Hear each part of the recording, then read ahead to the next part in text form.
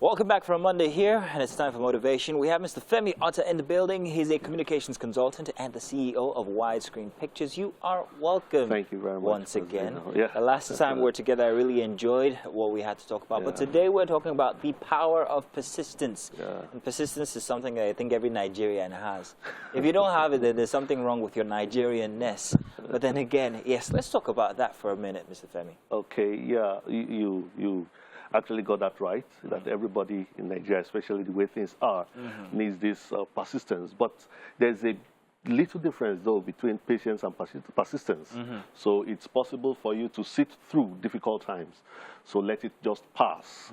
But persistence is walking through difficult times. Sitting through versus walking through. Yes. Okay. So most people think, okay, if I just, this will pass and it will go. But what are you doing while you are facing those difficult situations? That is very key, because how you differentiate high flyers from, other people is their ability to walk through, difficult times, setbacks. And, persistence is something we can call a skill.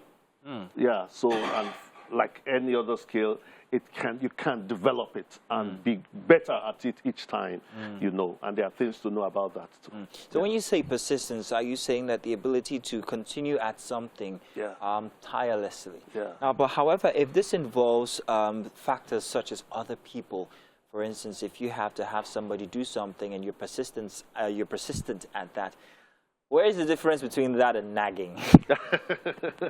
Okay, that is why it's good to just learn some things about persistence and how to walk through it. And the first thing you need to understand about persistence is you need to, first of all, discover your why. Yeah, discover your why, determine your motivation. So why am I doing this? I'm also a filmmaker, and in story development and, storytelling, we say that writers should have their end in mind. So I want to write a story, I know how it's going to end, then I go back to the beginning and walk through Walk my way to because that. What happens is if you don't have how it's going to end, then there's what is called writer's frustration. So you're just pushing through, and that's when the nagging comes in. Okay, because you don't even have an idea of where you're going, how you want to get there. Yeah, how you're going to get there. So that is very, very important to define your motivation and also understand your why. Another thing we need to do is to redefine negativities, setbacks, and rejection. Yes. But they're necessary in a way, negativity, especially rejection. Rejection makes you go back, sit back, and re-strategize and come back stronger. So you need to redefine it. Look at another definition for it. I heard about the story of a marketing director that motivated salespeople in insurance. In Nigeria, it's very difficult to sell insurance, because, God is our... Yeah, but the way he did it is he told them that, he gave them a calculation, a kind of a quantity to read, that 10 no's is equal to 1 yes. So when you get 10 no's, then you get 1 yes. So, so those sales guys went out. So do you want to have no one? Yeah, one. They were looking for the no's at this time. So the more you tell me the no, the closer I am get to my yes. What did they do? They redefined rejection. Nice. So now I get the picture. Exactly. Absolutely. Yeah. So you need to see that, okay, it's a step closer to where you are going. Yeah, as a person. Then another thing we need to do is to determine our mastermind group. Yeah, there are, like I said earlier, in the previous editions, that we think that we can go through this alone. Sometimes when somebody is holding your hands and guiding you, it helps you to go through things. True. Yeah.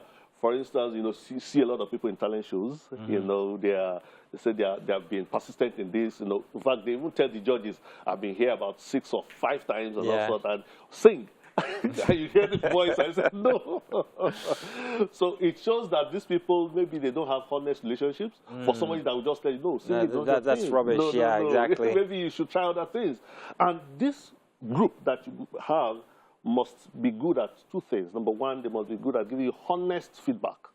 Yeah, so, it's not people that will just cheer you on, oh, you are doing it, whereas they know that. And the second thing is that those people must actually also be able to tell you, must have a positive mental attitude. positive mental attitude. That is very, very important. Now, so when we talk about the way the mind see things, you know, we said a strong mind, no, sorry, a weak mind sees problems. So I see, oh, this is a problem, I can't go through it. That's a normal mind see challenges. I used to think that a great mind sees challenges. No, we say don't call your problem, call them challenges and also. But then a great mind sees opportunities. So when you are ready to move from, you know, seeing problems as opportunities, then you'll be able to persist and push through what you have to do. I'm going to take it back just a bit here. Let's talk about criticism, because here you definitely need criticism to get better. You know, iron sharpeneth iron, they say. However, the thing with Nigerians and criticism is our ego, our pride. Sometimes we're like, I've been doing this for so long. I've been at this talent show for 6 times. You cannot be telling me now what I'm doing wrong. You know, how do you suggest that we take criticism? Okay.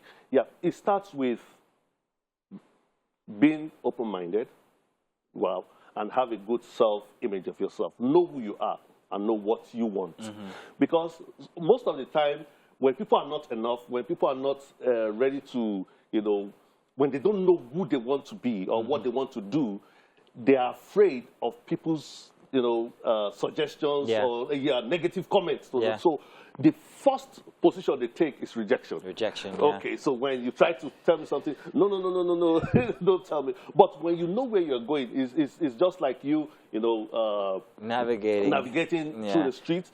If you know where you're going and you know, and you meet someone and tells you this is what you need to do, you will be more likely, you'll be open to the person. Definitely, that means that you have to be open to communication, open to criticism, and also be confident about your personal self-image. Well, that's fantastic, Mr. Otta. Good once again to have you here. Always the final day for February, and there's no better way to end it than with you here on our couch talking about. There's this saying I love so much. Okay, real quick. He says, a wise man says that, have you built castles in the air? He said, you have done a good job. That's where they are supposed to be. But now, go and build foundations under them. Nice. Yeah. That's a beautiful way to actually end this, I say. Thank you once again, Mr. Otta. Glad to have you here, and thank you for sticking with us.